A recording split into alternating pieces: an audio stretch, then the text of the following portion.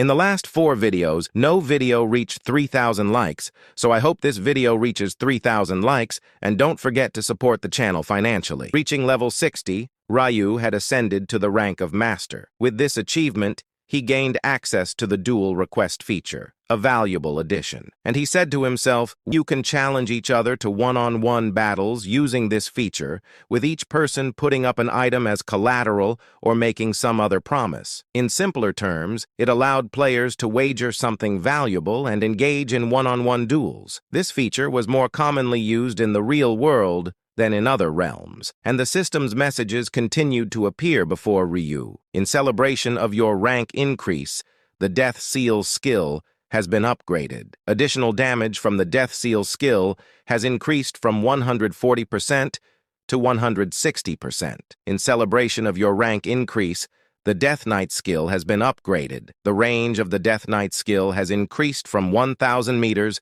to 1,500 meters. In celebration of your rank increase, the Moonlight Island skill has been upgraded. The range damage of the Moonlight skill has increased from 1,200% to 1,800%, and Ryu's existing skills were sequentially enhanced, a welcome development. However, his attention was immediately drawn to a new skill. You have acquired the exclusive skill Crimson Moon. The next skills will be automatically acquired when you reach level 99. Exclusive skill Crimson Moon. Effect, reduces the cooldown of Moonlight by 1 second for 10 seconds. Crimson Moon can be used again only after the 24-hour cooldown. It was a simple buff-type skill, but its power was far from simple, and it's a skill that reduces the cooldown of the Moonlight Slash, which is normally available only once every 10 minutes to 1 second. Then Ryu said to himself, gathering the energy for Moonlight Slash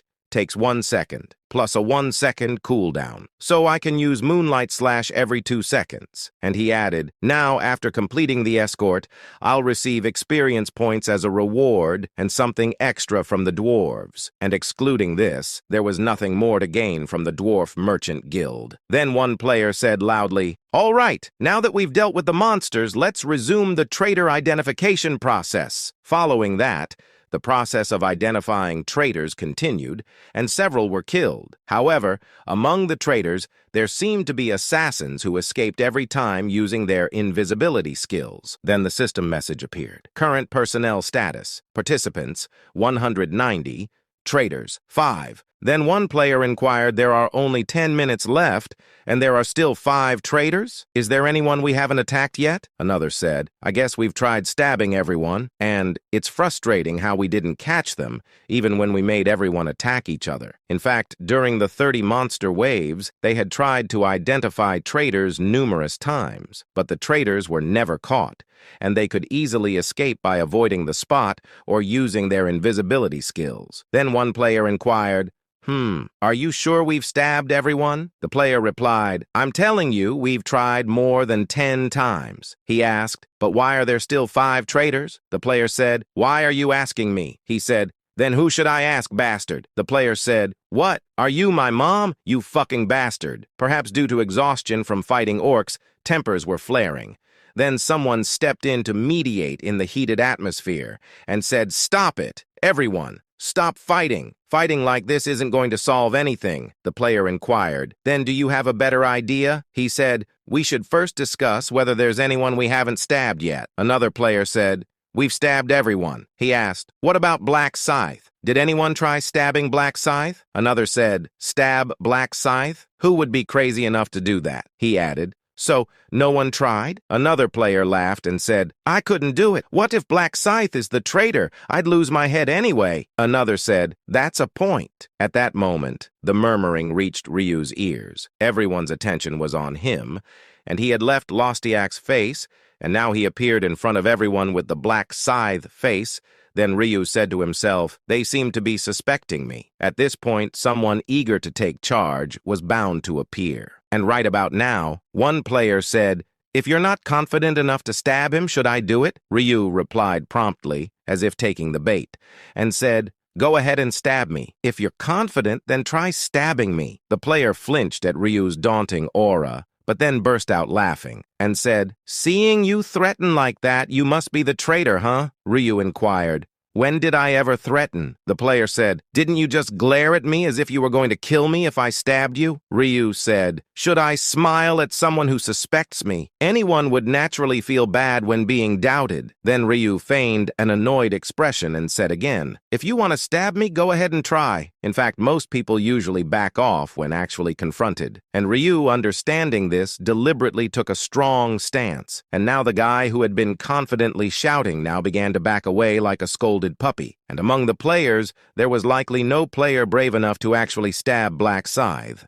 Then Ryu said to himself, "But that doesn't mean the suspicions have completely disappeared." And just as Ryu predicted, people murmured among themselves. And one said, seeing that reaction, "Could it really be that Black Scythe is a traitor?" Another said, "Has really no one ever tried stabbing him?" They spoke as if Ryu couldn't hear, but he heard every word. But it seemed Ryu wasn't the only one who heard the murmurs. And suddenly, someone defended Ryu. It was none other than Min Juri, and she said, "There's no need to suspect Black Scythe, Nim. I've tried stabbing him myself." Her claim made the players, who were benefiting from her buffs, mumble in confusion. And one player asked, "Really?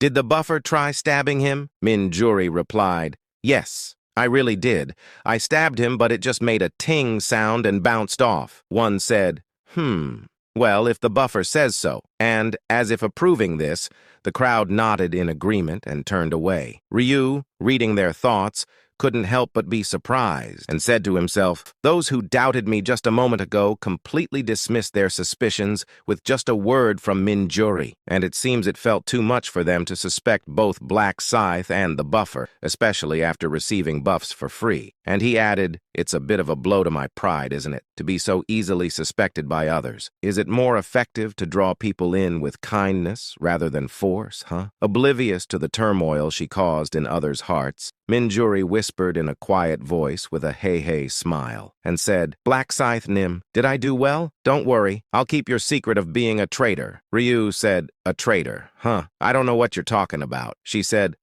You don't need to play dumb with me." And she walked away with a light hum, smiling. She distanced herself to avoid raising suspicion by being seen talking to Black Scythe. Ryu said to himself, "She's really enjoying herself, isn't she? Was she that eager to help me?" Min Juri, who had always received help from Black Scythe, couldn't contain her joy at finally being able to help in return. But not far away, CO Aaron was watching this scene. Regret was evident on her face for not being able to defend Black Scythe. But Ryu could only face-palm at the situation and said to himself, "Why are there so many around me so eager to help?" I didn't really need any help himself. Just then, a shout from the crowd broke the moment, saying, "Monsters, monsters," Ryu said, "to appear with just 10 minutes left." This was going to be the last wave. So, should I go for a clean sweep this time? Then a curtain of darkness enveloped everything around, and using the Death Knight skill, which increased his attack speed by 50%, Ryu slaughtered the orcs, and for the finale, of course, he used Moonlight Slash, and the flash he released swept away 15 orcs in a straight line. Then system messages appeared. "Your level has increased." Ryu's level had now reached 62. This was a satisfying rate of growth, even before the experience point rewards were factored in. And after annihilating the group of orcs, system message appeared. "Time to destination.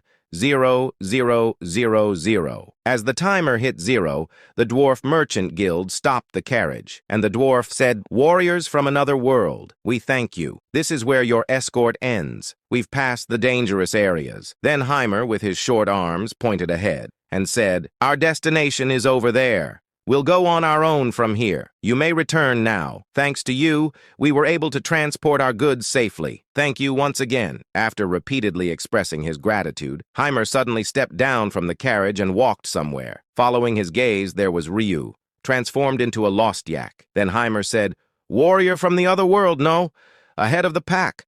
I'm truly grateful for saving our lives." Ryu said, "It's nothing." Although Ryu appeared cool on the outside, he was secretly anticipating, and he was waiting the reward he had been hoping for. And as expected, Heimer pulled something out from his pocket and said, "It's not comparable to the value of a life, but I would like to repay you. Please accept this." Far from refusing, Ryu promptly accepted it. Then system messages appeared. You have received Rune Fragment of Durability as a reward from Dwarf Blacksmith Heimer, using Rune Fragment of Durability. The acquired rune will automatically be engraved on the player's body. Rune of Durability. Effect. The durability of equipped items recovers at a rate of 1 per second.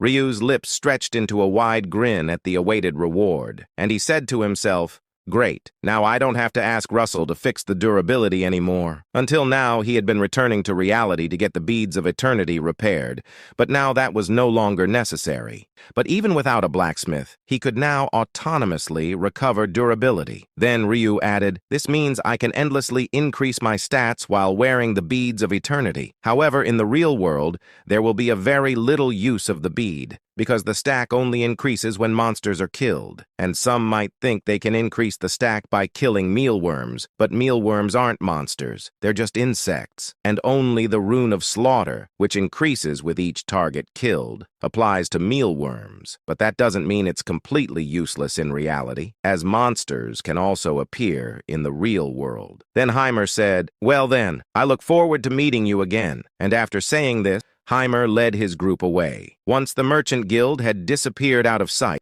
the same message appeared before all the players. You have successfully escorted the Dwarf Merchant Guild to their destination. You have completed the Escort the Dwarf Merchant Guild quest. Shortly, everyone will receive experience points as a reward for a successful escort. The amount of experience awarded will be twice the number of monsters you and your party members have killed. Then one player said, "Whoa, is this for real? Twice the experience points for all the mobs we've killed? That's a lot, isn't it?" Another said, "Since we're a party, we all get the same amount, right?" Although it was regrettable that they couldn't identify all the traitors, the players' spirits were lifted at the thought of receiving double the experience points. And after the rewards were distributed, exclamations of amazement were heard from various places. Minjuri and Seo Arin were no exception, and Minjuri said happily, "Wow, that's a substantial amount of experience points." "Black Scythe Nim, my level has already hit 38, Ryu said. "Really? Congratulations." Then she inquired, "What level did you reach, Black Scythe Nim?"